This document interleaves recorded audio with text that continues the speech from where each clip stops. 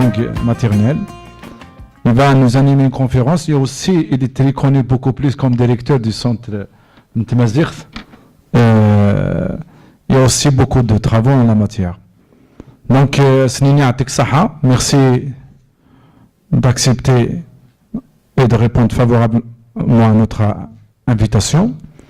Cet espace café pédagogique, nous l'avons voulu avec des amis, notamment l'association des journalistes et correspondants de Bjaya et l'édition Tira Édition. Pourquoi ce café pédagogique? Ah d'accord. Ok, c'est bon? C'est bon? Donc, cet espace, c'est suite à un constat. Nous avons remarqué que la société a tourné le dos à l'école. Nous avons remarqué qu'on s'occupe beaucoup plus des questions politiques, littéraires, philosophiques, et l'école, on l'a oublié, je dirais qu'on l'a délaissé, oublié, alors que c'est la base et l'essentiel même de toute société, parce qu'il faut tout un village pour élever un enfant. Et le système éducatif, c'est le véhicule même de projet de société. On a tourné le dos à l'école, mais en même temps, les autres se sont occupés. On l'a investi. On a investi l'école parce que on s'est occupé de la politique, de la littérature, autre chose. Et de suite, nous faisons maintenant le wahhabisme, l'islamisme, les autres courants idéologiques ont occupé l'espace et la nature a horreur du vide. C'est pour ça que, avec nos amis, Brahim Tazaghart, comme ça. Mais est-ce que je porte là?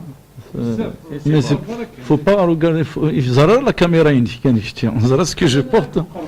D'accord. Donc, Ned Belé, il est temps de créer un espace. Cet espace est nouvellement créé. Donc, il n'est pas chapeauté ni par X ni par Y. Si je modère aujourd'hui, c'est juste que je me retrouve là. Sinon, c'est-à-dire on fait appel à toutes les bonnes volontés et les initiateurs pour animer ce café pédagogique qu'on va tenir uniquement les mardis après-midi et pour discuter des questions liées à l'école et la société comme vecteur de société, de projet de société. C'est pour ça que la dernière fois on a débattu sur l'école, coïncident entre les forces, donc la modernité et l'archaïsme qui règne. Donc, aujourd'hui,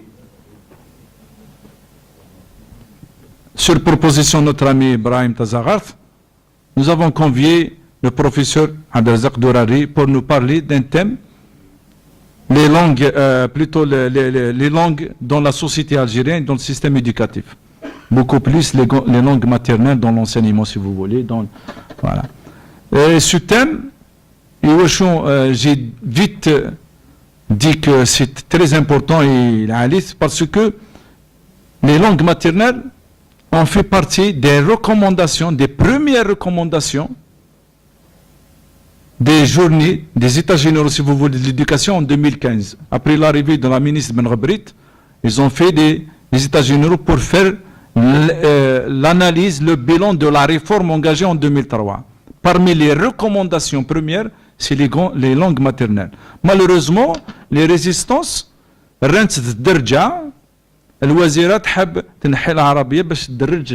c'était le débat qui a pris le dessus bien avant que les recommandations adviennent réellement comme recommandations. Voilà, aujourd'hui, nous avons convié donc le professeur Dourari pour nous parler de ce thème. Et je ne vais pas tarder. Comme ça une deuxième fois. La parole est à vous, professeur.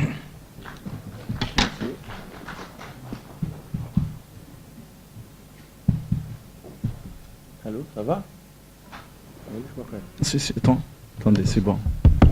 C'est bon. Azul Filawan. Assalamu alaikum. Je vais vous parler des langues maternelles Mais les langues maternelles, vous savez que ça n'est pas un mince débat, notamment dans les sociétés qui nous ressemblent. Nous avons depuis un certain temps engrangé un ensemble d'attitudes idéologiques complètement fermées. On n'écoute plus personne. C'est pour cette raison que aujourd'hui on peine à faire avancer la moindre petite réforme, même si les réformes sont là, elles ont été pensées, elles ont été réfléchies. Les réformes, on a vu la manière dont il faut les mettre en pratique progressivement. Il n'en demeure pas moins qu'il y a des résistances, mais vraiment incroyables. On a l'impression que nous sommes un pays complètement en dehors de la planète. Ailleurs, ce qui ramène, si vous voulez, les arguments, sans développer l'école, sans transformer l'école en une école de la réussite, il n'est pas possible de faire une société qui puisse réussir ou qui puisse se développer.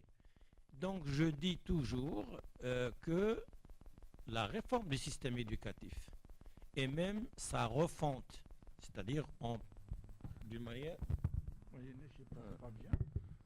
manière plus profonde. Donc sans cette refonte, il n'y a absolument aucune possibilité de développement.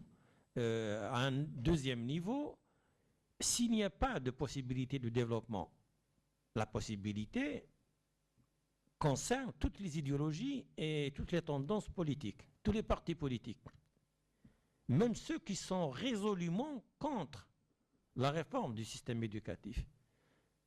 Ils sont concernés par le fait que, par exemple, un parti politique islamiste ou de gauche ou de droite ou quel qu'il soit, il a au moins besoin d'un porte-parole qui puisse parler et qui puisse écrire et qui puisse analyser.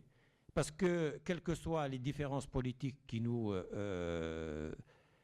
partagent, mais en même temps, nous faisons une société, et cette société, c'est en même temps une nation, hein, pour ne pas vous rappeler Mustafa Al-Sharaf.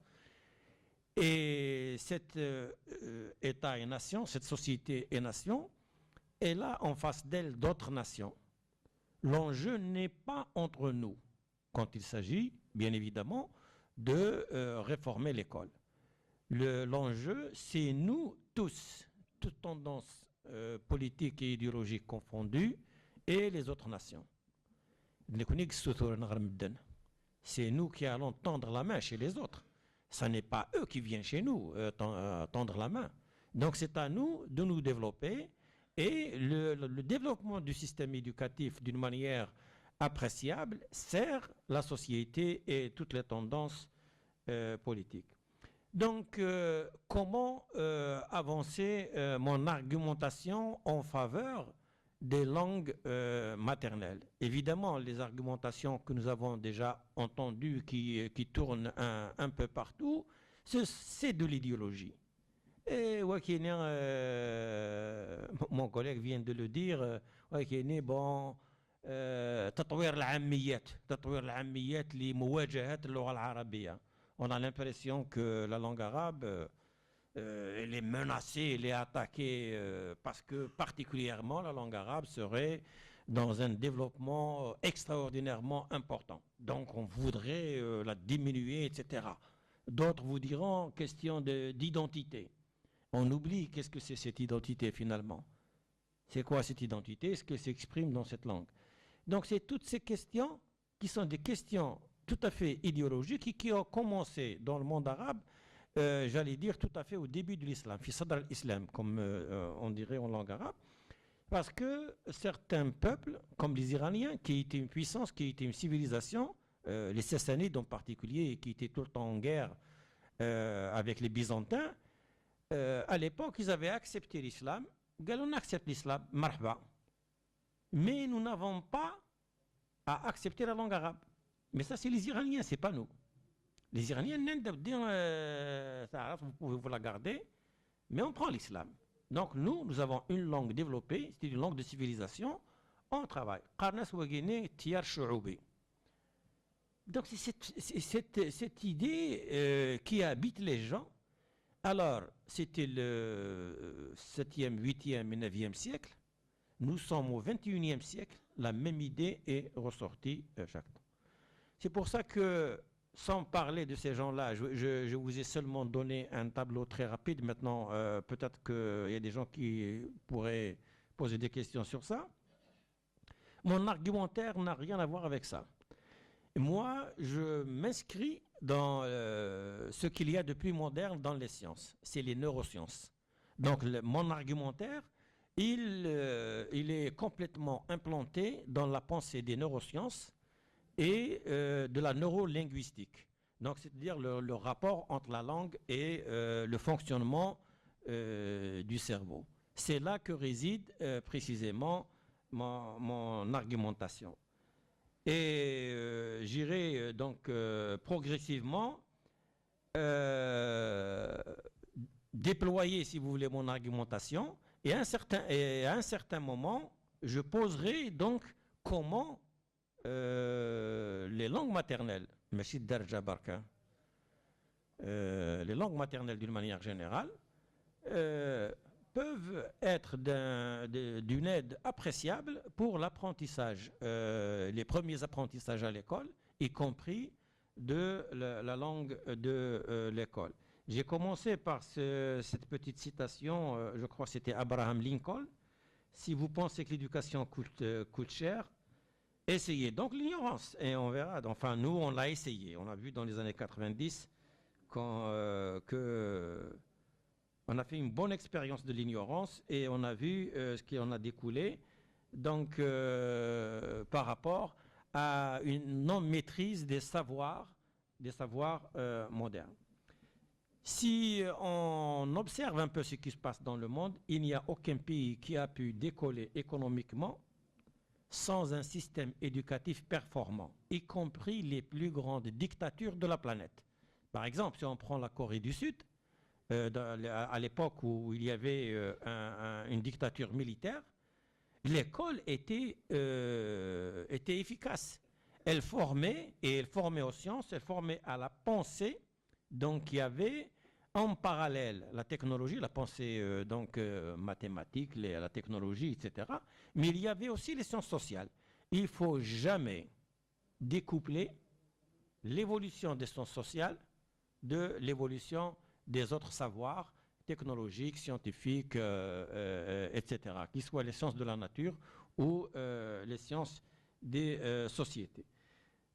Comme vous voyez dans les diapositives, je mets mes sources au fur et à mesure.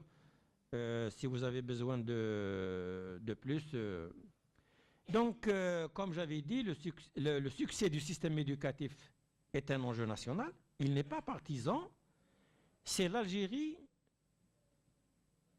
versus les autres nations. Ça n'est pas les Algériens Garesen. Les islamistes contre les communistes, les communistes contre les gens, les capitalistes. Ça n'est pas ça. Tout le monde est concerné. Parce que si on n'a pas les savoirs, on n'a rien du tout.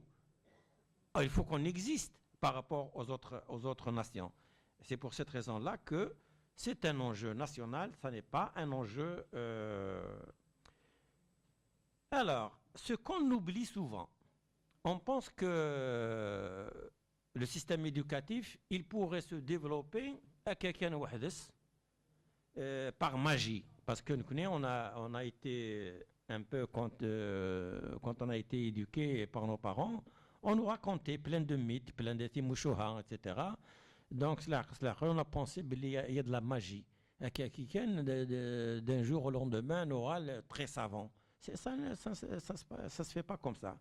Il est nécessaire de passer, entre autres, parce que moi, le thème de ma conférence, c'est les langues, donc je parlerai des langues. Il y a d'autres éléments qu'il est nécessaire de réussir.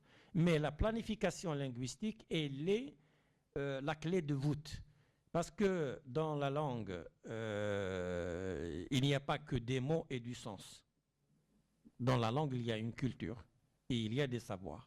Vous avez des langues qui vous ouvrent les portes du savoir et vous avez d'autres qui n'arrivent pas à ouvrir ses portes. C'est-à-dire qu'il y a un contenu culturel, il y a un contenu philosophique, etc., qui existe dans toute langue.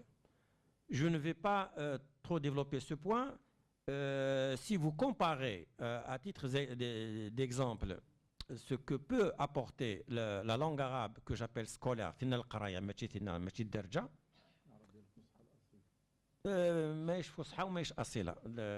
point de vue linguistique précis, donc c'est la langue maternelle. Fasih, c'est celui qui parle sa langue maternelle. Mais la langue ali, elle est la langue maternelle de personnes dans le monde, pas même les Saoudiens, parce que c'est une langue, bon, ça va m'emmener très loin. Mais cet arabe-là, qui est dans les institutions, dans tout le monde arabe, ça n'est pas celui du Coran, parce que Hadak Ismo, la langue classique, et ça n'est pas non plus la langue des Saoudiens, des vrais Arabes, donc de la péninsule arabique.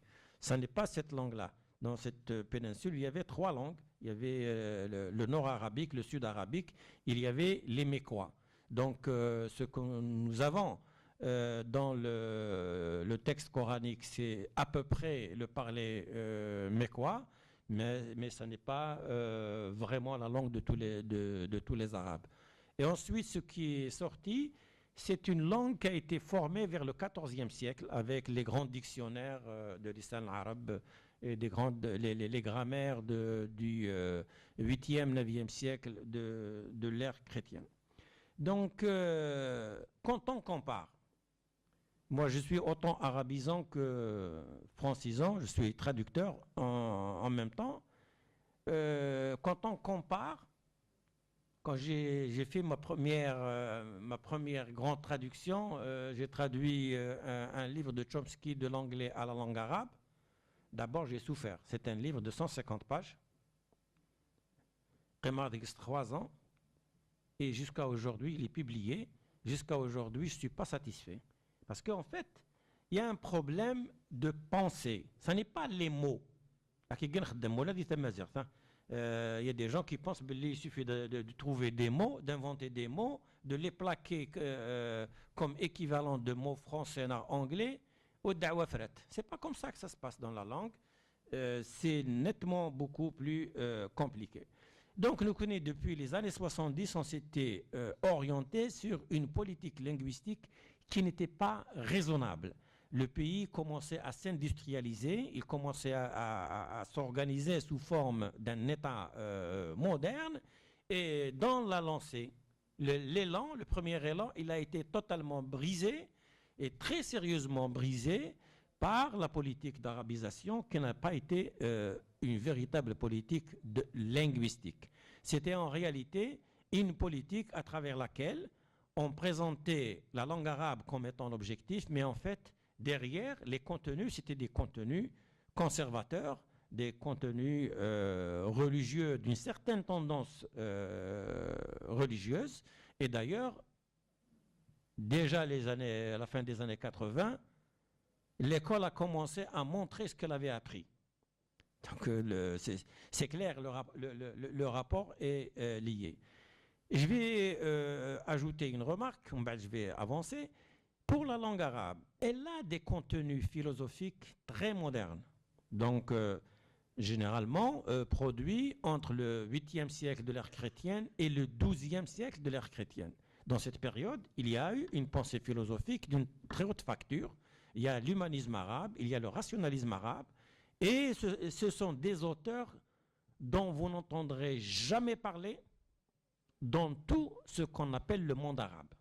Jamais on vous parlera d'Ibn Miskawi, et notamment un livre très connu, Shawamil wal Hawamil. Shawamil wal Hawamil, c'est à peu près les questions et les réponses. Ce qui vous a échappé, le Hawamil, et Shawamil, ce sont les réponses qui englobent ce qui vous a échappé. Dans Shawamil ou Hawamil, il y a un débat philosophique d'une qualité que vous ne trouverez jamais plus, j'allais dire, dans le monde arabe, notamment dans les institutions officielles. Donc il y a ce courant. ce courant a été exclu de la politique d'arabisation en Algérie et ailleurs. Donc tout le courant rationnel, elle a été mis de côté. Il y avait une pensée philosophique, il y avait une pensée mathématique, il y avait une pensée, etc. Tout ça, ça a été mis out. Donc vous voyez bien que le choix s'était concentré sur la mise en place d'une structure de la pensée sociale ancrée dans le conservatisme, j'allais dire le plus fermé et qui ne s'assumait même pas. C'est ça le problème. S'il s'annonçait, je suis comme ça, on saura comment agir avec. Donc la politique linguistique est un problème très important. C'est un problème très important, pas seulement parce que dans les langues aujourd'hui, vous avez ce qu'on appelle les langues de grande diffusion et les langues de moindre diffusion, mais vous avez aussi des langues de diffusion de savoir, porteuses de savoir, et des langues où lèche, maquinche. L'arabe, c'est ça, il y a des langues qui sont comme ça, parce que la société ne produit pas du savoir. Ce n'est pas parce que la langue en elle-même, c'est un système qui est capable de générer une infinité de termes, etc. C'est pas la langue en elle-même, mais c'est le fait que la société n'est pas branchée sur la pensée, scientifique notamment, mais mieux que ça, dans le monde arabe, ou ce qu'on appelle le monde arabe, la pensée est interdite. On peut revenir un peu en arrière et vérifier, jusqu'à aujourd'hui d'ailleurs. Ça n'est pas terrible, hein. La pensée n'est pas une pensée qui est libre. Donc ça, c'est le premier. Deuxième, qu'est-ce qu'on fait justement avec l'école? Un Égyptien, un petit Égyptien qui rentre à l'école primaire, il rentre à l'école, son prof, il parle à peine égyptien. Ils se sont obligés de lui parler une langue qui est totalement différente. J'ai parlé de l'égyptien, je ne voulais pas parler du kabyle d'Aoukas ou le kabyle de Tizi Ouzou Hasnaouen ou ailleurs. Mais l'Algérien arabophone qui parle algérois ou qui parle le bdjaoui d'ici de Béjaïa Centre ou qui parle le Tizi Ouzien de Tizi Ouzou, etc., de Tlemcen, quand il rentre à l'école, c'est une rupture brutale avec le monde dans lequel il a commencé à élever, à grandir. Donc il y a un problème, il y a une rupture. Qu'est-ce qui se passe alors? C'est pour ça que vous voyez ici, langue, cerveau, connaissance, apprentissage. Donc on commence à rentrer, si vous voulez, dans... Si le cerveau est un outil de la pensée, les médecins qui sont là, il vaut mieux qu'ils dorment.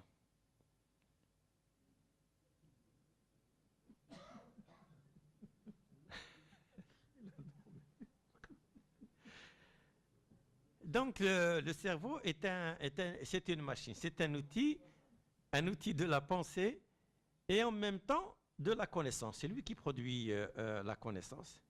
Et il ne peut ni en produire, voilà quelque chose qu'on oublie souvent, ni en acquérir sans la langue ou sans les langues.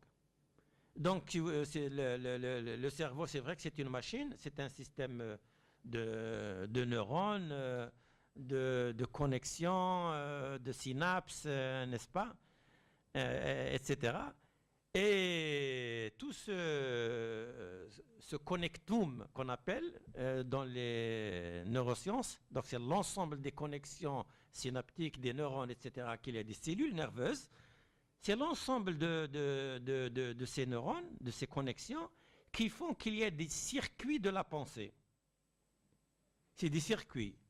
On les appelle aussi des imprints. Des imprints, c'est comme si l'image qu'on donne en général, c'est comme si vous êtes en train de traîner un traîneau sur une piste enneigée. Donc elle laisse une trace.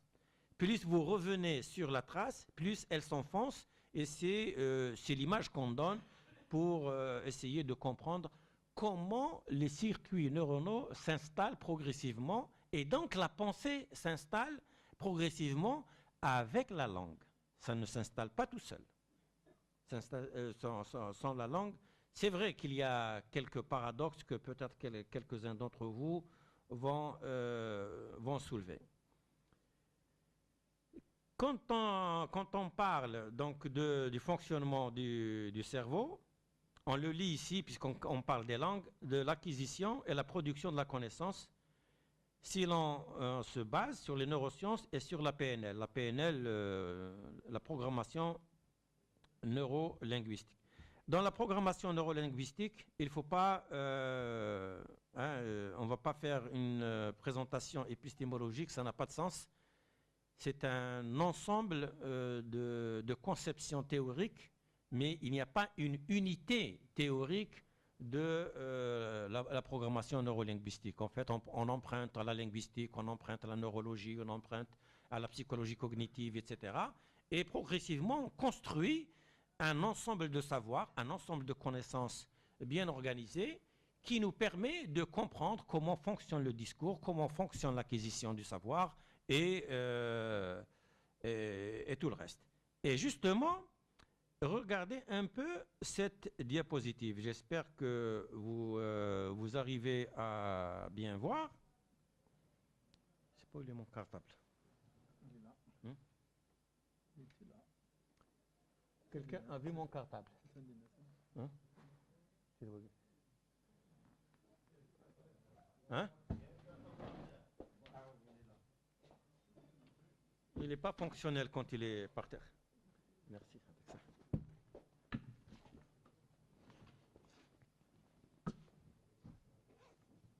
J'ai un pointeur. Ah, d'accord.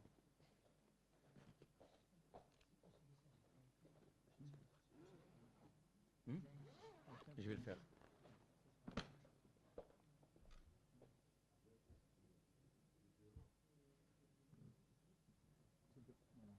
C'est bon?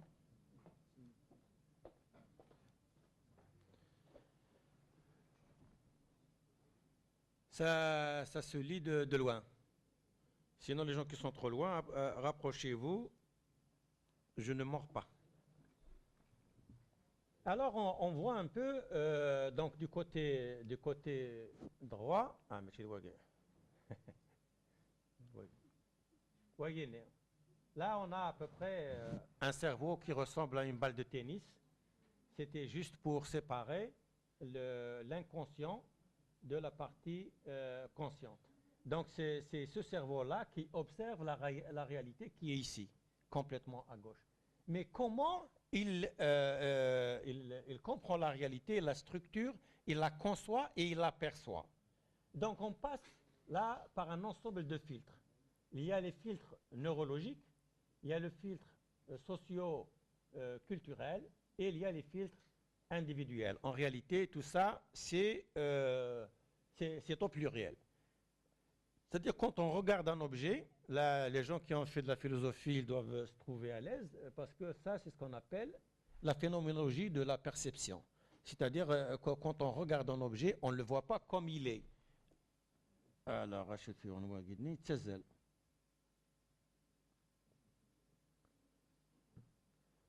et donc, elle est toujours déformée parce que nous avons comme culture, rappelez-vous de ça, donc neurologique, socioculturelle et individuelle. Ça, c'est la partie qu'on acquiert avec la langue maternelle en réalité. Parce que déjà, le fœtus, il apprend la langue de sa mère en étant donc dans la position fœtale. Donc en intra-utérin, déjà, il apprend la langue, il apprend les réactions de sa mère, etc. Ensuite, nous avons les processus universels de modélisation. Ce qu'on voit, on ne le voit pas comme il est dans la réalité. Il passe par une modélisation qui nous permet de comprendre ce que nous voyons. Et donc, on fait une généralisation à partir d'un élément, on généralise. Ben, voilà, il est descendu à Calais, il a vu une femme rousse, il a dit toutes les femmes sont rousses. Bon, tant mieux pour lui. Donc, il y a le filtre de généralisation, il y a les sélections, c'est-à-dire c'est ce que le cerveau retient pour lui-même. Et bien évidemment, il y a les notions de distorsion qui sont dues aussi à la culture. Et enfin, nous avons les perceptions VAKOG, c'est-à-dire visuel, auditif, kinésique, olfactif, etc. Donc, et enfin, nous avons l'expérience subjective où il y a des programmes, des valeurs et croyances sur le monde et sur soi. Vous voyez vous-même, à partir de cette modélisation de la PNL, que sans la langue maternelle, on a dit déjà que le cerveau, il ne peut pas fonctionner sans langue. Il ne peut ni comprendre, ni parler. Pour comprendre et parler, pour construire la connaissance, il a besoin d'une langue. Et vous voyez que tous les filtres que situe la PNL sont des filtres qui sont liés d'une manière ou d'une autre à la première socialisation, et c'est-à-dire la première sortie du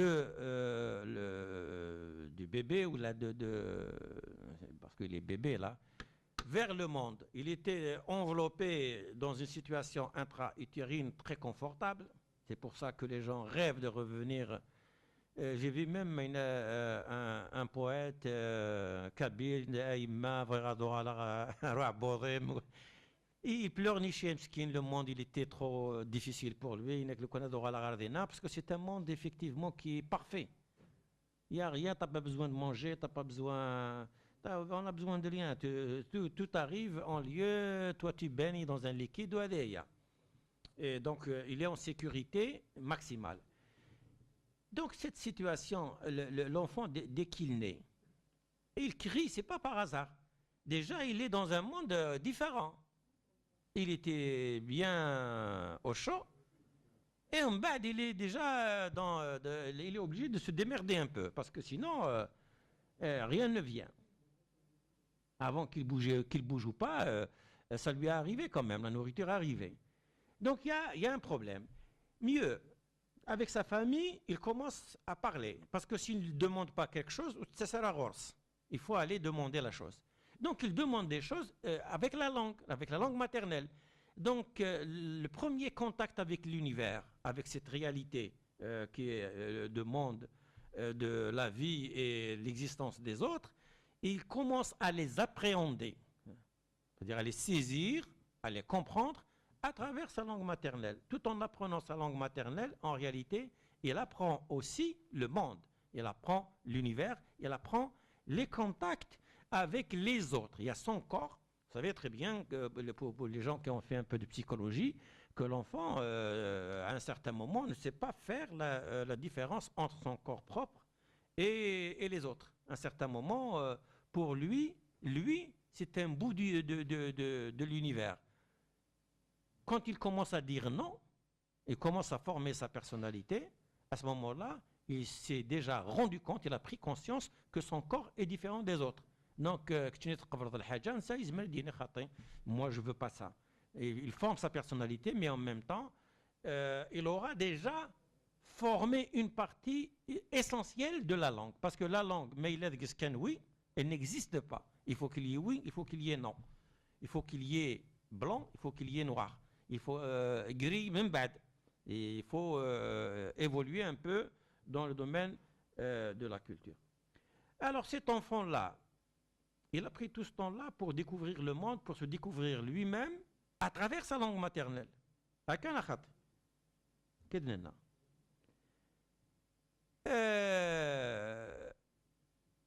Il fait ce qu'on appelle, donc chez les PNListes, ils appellent ça la CDM. La CDM, la carte du monde.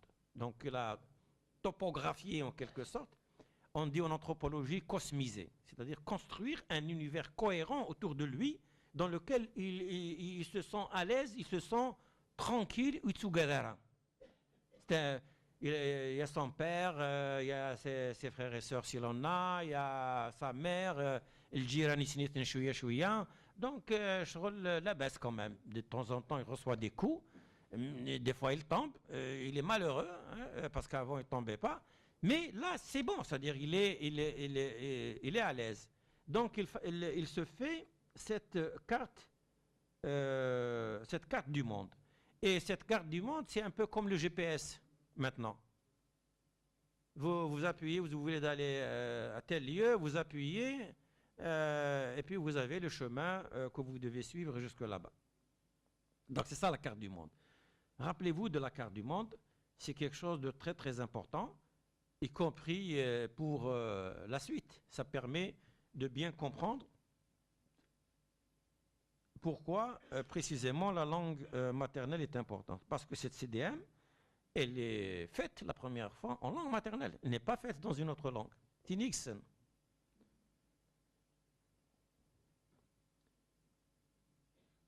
Alors, bon là, il y a quelques définitions.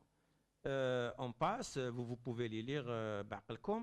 Donc pour les didacticiens, ils distinguent bien sûr entre la compétence linguistique active, concerne l'expression. Vous allez voir que les troubles, par exemple, de l'autisme, etc., sont liés aussi à ça.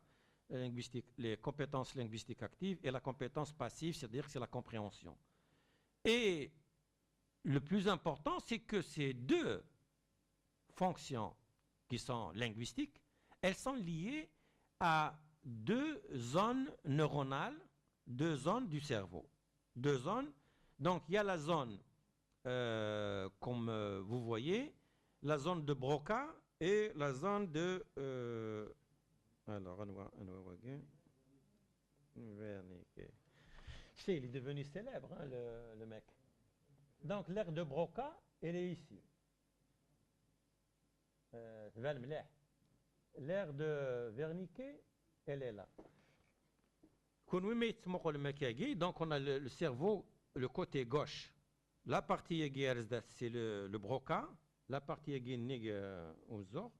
c'est le Wernicke. Chacune des zones a des fonctions très particulières. La zone de Broca, c'est la zone articulatoire et motrice. Et l'aire de Wernicke, c'est la zone sensorielle et sémantique pour la langue.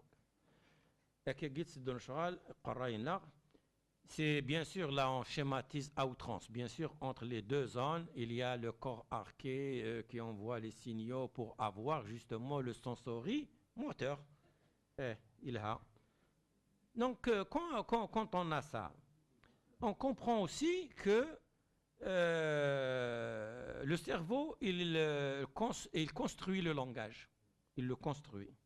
C'est-à-dire que le langage n'est pas donné comme ça au préalable.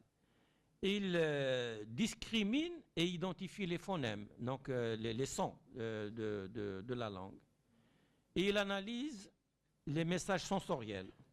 Et il assigne une signification au message. Donc il y a une association intégrative et une cognition. Il construit une réponse, c'est le langage parlé. D'accord. Donc c'est comme ça. Et il y a bien sûr une adaptation comportementale. Et tout cela en termes de millisecondes. Donc c'est comme ça que ça fonctionne. Donc ce sont les deux zones, Broca et Wernicke, c'est-à-dire articulatoire, motrice et sensorielle et sémantique, qui sont mises en œuvre dans le langage. Et c'est pour ça que dans certains troubles de la parole, il y a une séparation soit du sensoriel, soit du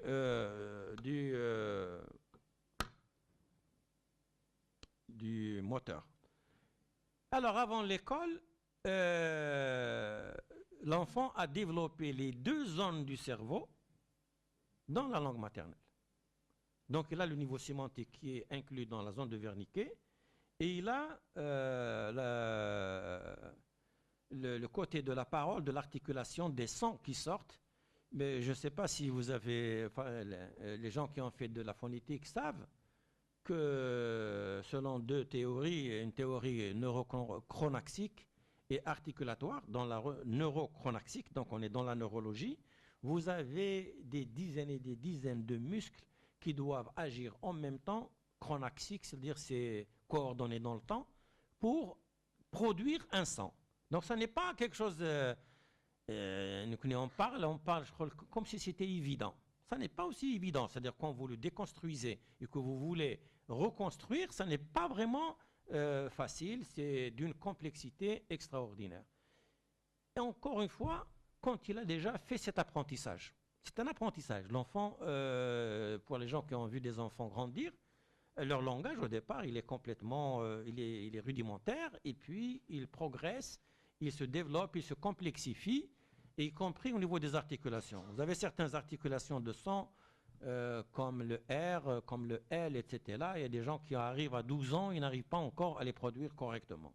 Ça veut dire que c'est difficile. Ça ne veut pas dire que non. Ça veut dire que c'est vraiment difficile pour toute l'humanité et pas seulement pour... même s'il y a des différences entre les uns et dans les autres. Donc ce sont des habiletés que développe l'enfant. Et dans sa langue maternelle, mais dans une autre machin. Et dans sa langue maternelle, au moment où il apprend ces langues, il a une grande plasticité du cerveau.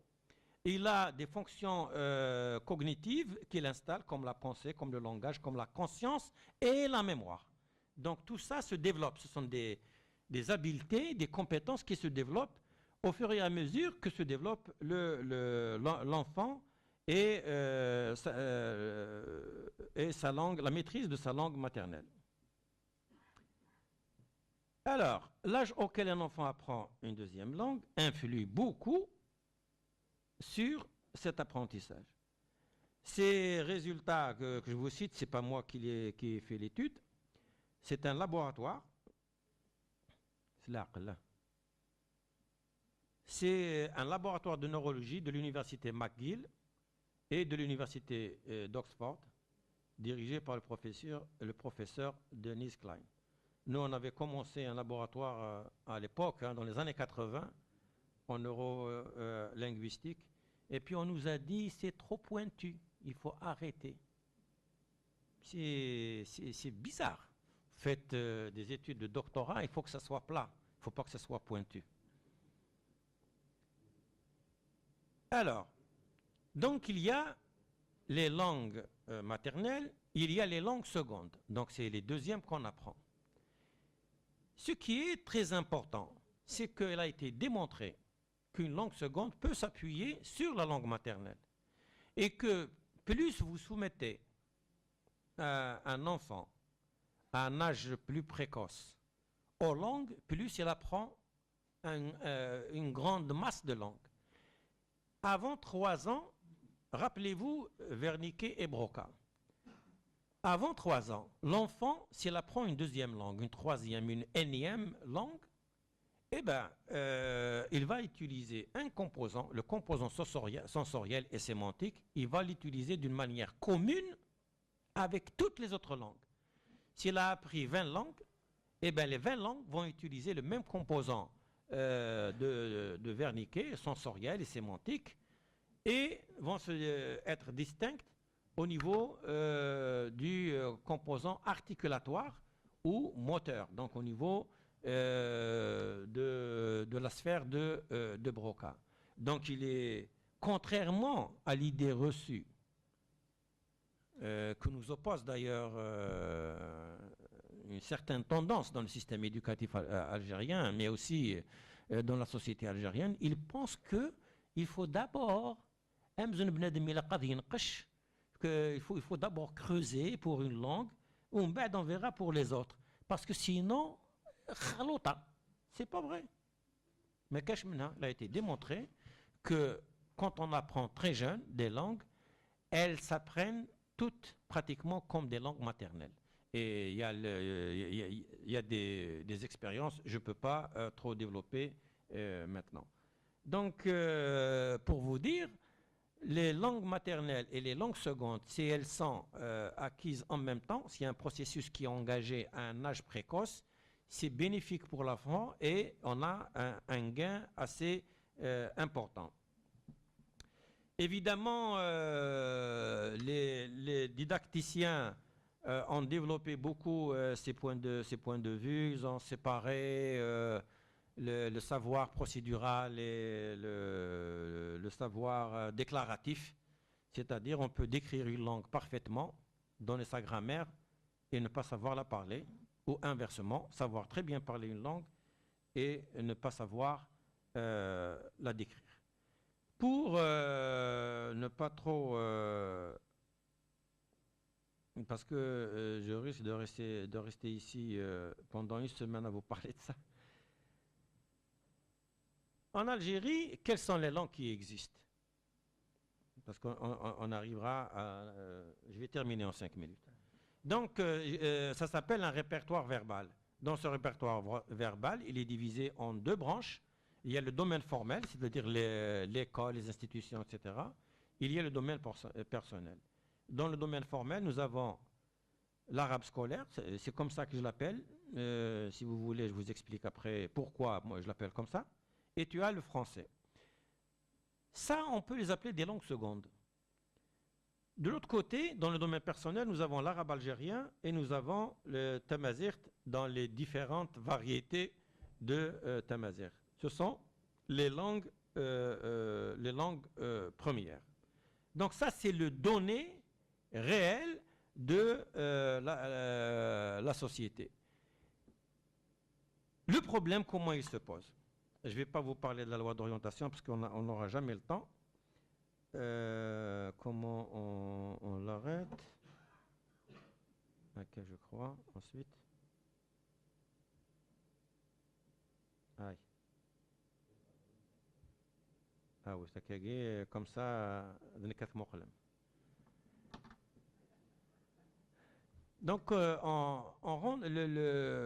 la difficulté pour nous, c'est que nous avons, en vertu de cette les fameuses lois, il y en a plusieurs qu'il faut d'abord maintenant revoir en vertu du changement constitutionnel, la politique d'arabisation, il s'est dit d'une manière vraiment, comment vous le dire?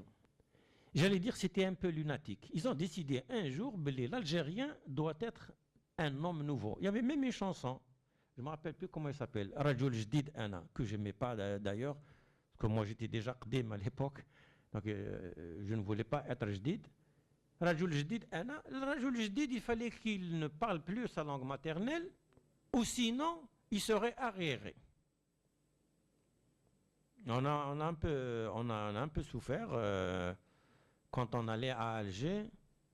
Alors, moi j'étais de Tizi Ouzou, quand j'allais à Alger, je disais Gtelni, Gelli, tout ça, les Algérois, là là. Donc on était un peu malheureux. On faisait une hyper systématisation. Donc on ne dit pas, on dit Qalli, etc. On essaye. Et on n'était pas très sûr. Donc ça s'appelle l'insécurité linguistique. On était rentré dans l'insécurité linguistique. Qalli, Qalli, et puis Gazouz, comment tu dis? Eh ben Gazouz. C'est pour vous dire qu'on a créé une situation de non-communication dans notre pays grâce ou à cause, je ne sais pas, de la politique d'arabisation. Et l'enfant maintenant rentre à l'école, il est soumis à une rupture affective avec le milieu parental, avec la langue avec laquelle il nommait le monde, avec la langue dans laquelle il a développé sa carte du monde. Rappelez-vous, la CDM, la carte du monde. Il l'a faite, lui, pour naviguer un peu dans le monde. Il avait sa langue maternelle comme base essentielle. Et nous, il arrive, je vais vous raconter une anecdote réelle. Un enfant, il est parti comme ça, première fois à l'école. Il n'est pas rentré dans les rangs, parce qu'on met les rangs comme ça, je ne sais même pas pourquoi, mais peut-être parce qu'ils sont nombreux. Ailleurs, ils ne font pas les rangs, ils sont 5-6 personnes, une dizaine de personnes, on n'a pas besoin de faire les rangs. Donc on les fait comme ça, en file, et lui, il était resté en dehors, parce qu'il ne connaissait pas tout simplement les gens. Alors le maître, il lui dit « Adkhol fi saf ». Et lui, il n'avait rien compris. Il lui dit « Aningul kadkhol fi saf ». Rien compris, regardez comme ça. C'est la pédagogie là. La pédagogie la plus répandue dans nos sociétés, c'est Thitha. Eussis Adifham. Donc Eussis, il tabac dans les rangs. Il parlait que kabyle. C'est غريثوصة. الناس والناس استعرف قلت لك ادخل في الصف ادخل في الصف. الناس يمكن يفهمها راه شو تقرا d'abord كيني ذا مزيغ. Et puis Gouasseni, bien évidemment, il était traumatisé le premier jour où il rentre à l'école. Il est traumatisé. Mais est-ce que vous pensez que celui qui parle algérois Est-ce que vous pensez qu'il comprend مسيني ادخلوا في الصف وضع يديك على الطاولة وانظر إلى الأمام وكذا. C'est pas possible, les gens ne savent même pas parler. Je vais vous dire même plus que ça. Les gens ils sont dans un état de peur terrible, tant et si bien que la plupart ne se concentrent pas sur ce qu'on lui raconte. D'ailleurs, quand il a même envie, excusez-moi, d'aller aux toilettes, il ne sait pas le dire. Il ne sait pas le dire, et donc il fait sur place. Voilà. Aujourd'hui, nous avons une équipe ministérielle qui comprend ces problèmes, parce que la ministre est spécialisée en sciences de l'éducation. Elle sait ce que c'est, elle comprend qu'est-ce que c'est une école et les enjeux politiques de l'État. Elle comprend qu'est-ce que c'est la formation et l'excellence dans la réussite au niveau de l'école. Elle est, je ne sais pas, je lui ai dit une fois, quand on l'avait accusé de ceci ou de cela, j'ai dit, vous êtes beaucoup plus une chaouia dotée d'une kabyle, que doublée d'une kabyle que autre chose, parce qu'elle est forte de caractère, elle a envie de sortir l'école de son marasme. Notre école, si elle continue à être comme ça, je ne donne pas cher de notre pays, de notre Algérie, et il est nécessaire de comprendre cet enjeu comme un enjeu vital pour le pays. Ce n'est pas un enjeu qui concerne un parti politique ou une idéologie quelconque. Ça concerne l'État algérien, ça concerne la société dans sa totalité, ça concerne la nation algérienne, et ça peut même avoir des incidences positives sur nos voisins. Regardez le Maroc qui a décidé, il y a maintenant 2 ans, ils ont vu, c'est pas possible. On n'a pas les moyens aujourd'hui de tout faire en langue arabe. S'il y a un moyen d'employer n'importe quelle langue, à l'époque on disait quand même ils ne vont pas l'arabiser. Tu apprends le chinois. Donc la science c'est l'objectif, le savoir c'est l'objectif, le développement c'est l'objectif. Ça n'est pas une fixation sur la langue, et je vous remercie.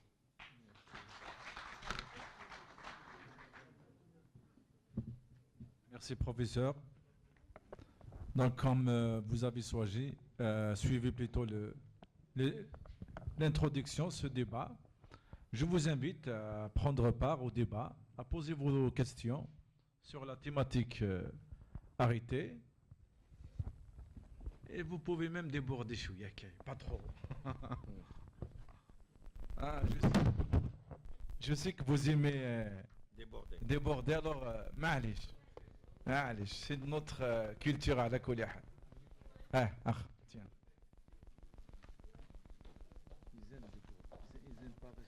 C'est bon.